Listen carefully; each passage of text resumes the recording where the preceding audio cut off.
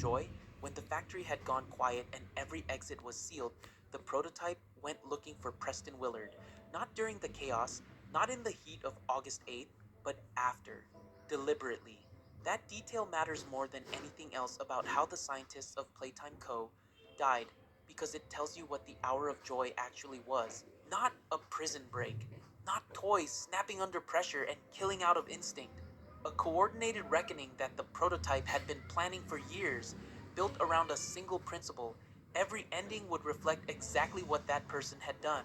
He spent years inside that facility, studying it from the inside out, communicating with other experiments during his escape attempts, mapping who was responsible for what. By August 8th, 1995, he knew every name, every role, every specific crime.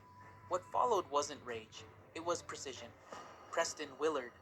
Preston is the hardest case to categorize because he genuinely wasn't indifferent to what was happening. He talked to the orphans like they were people. He felt bad. He tried, in limited ways, to expose the truth about the facility. None of that stopped him from showing up to work every day and letting all of it continue, which made his empathy not a mitigating factor, but almost a worse one. He knew more than most and did less with it. He apparently helped release the prototype on the day of the massacre, believing there was something human left in him worth reasoning with. He was right about the human part, wrong about what that meant for him.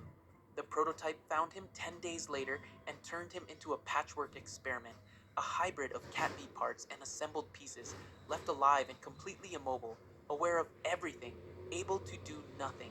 Not death, just the factory, indefinitely, from the inside. Gracie Green. Gracie ran the psychological conditioning program. She showed the orphans the videos, designed the reconditioning protocols, and when a child resisted hard enough, she was the one who authorized sending them to the toy box.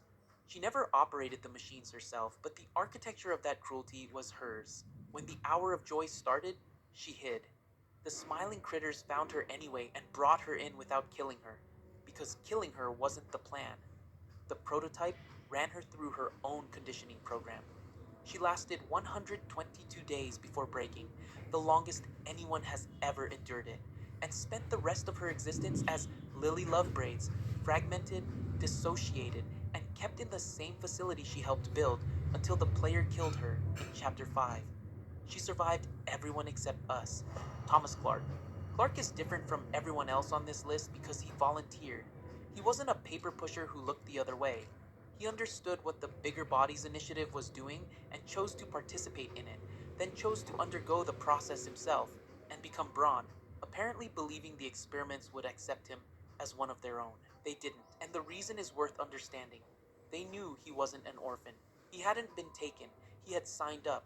So when he was placed among them, they handled it themselves, without any instruction from the prototype, which might be the most telling part of the whole story. His death didn't need to be orchestrated. Jessica Newman. Newman grew up in Playcare. She saw the facility from the inside before she ever worked there, which means she returned to it as a scientist with full knowledge of what it had done to children exactly like her. She was part of the Bigger Bodies Initiative team, directly involved in transforming people into experiments. The prototype specifically notes her lack of kindness toward him when contrasting her with Preston. When Mommy Longlegs encountered her during an interview, her immediate reaction was to attack her, which is the kind of response that builds from something specific and personal. When Jessica had the chance to deflect blame onto Leith Pierre, she took it. The prototype wasn't interested. He handled her personally, face to face, which he didn't do for every scientist on this list. That level of direct engagement reflects something about how specifically she was accounted for. Harley Sawyer. Sawyer is the one who created Catnap, Yarnaby, and Dowie. He tortured the prototype directly.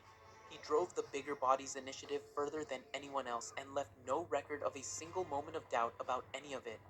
He was also the one who argued the prototype shouldn't be destroyed because his intelligence made him too valuable as a research subject. That argument is part of what made everything that followed possible. The prototype spared him during the hour of joy.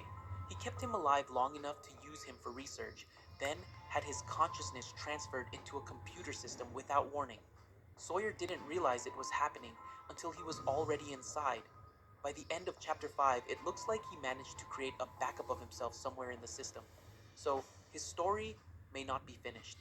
The man who treated mines as raw material for his experiments ended up trapped inside a machine, permanent, inescapable, with no body left to return to. Bruno Whittle, Scientist 4, and the rest. Bruno Whittle spent his career as Sawyer's second in command. When Sawyer was transferred into the computer system, Bruno was the one who completed the process, which earned him the specific hatred of Sawyer's consciousness, alongside whatever the experiments had already decided about him. He was torn apart during the Hour of Joy. Scientist 4, who had been present at most of Sawyer's major projects, including work on Huggy and the prototype himself, was most likely killed by Huggy in the same event. Scientists 3, the Claris scientist, Carmen McCabe, Scientists 1 and 2 all died during the Hour of Joy as well, most likely at the hands of the experiments most directly tied to their own work. The pattern across all of them is consistent. It was personal, not general. Lead Pierre. And then there's the one who survived. Lead Pierre ran the whole company. He had access to the executive overrides that could theoretically have stopped the Hour of Joy before it started. His presence in the story exists entirely through audio logs and VHS tapes, where he sounds arrogant, dismissive, and indifferent to everything happening inside his own facility. There's evidence suggesting he may have known what was coming. He's not in any massacre. He's not seen being attacked or converted or confronted by anyone. He just isn't there. Every other major figure has an ending except him, and the prototype, who tracked down Preston Willard 10 days after the chaos ended specifically to settle that account, didn't lose track of the person who ran the entire operation. The most likely reading is that Pierre's confrontation is being saved, and that given every other ending on this list,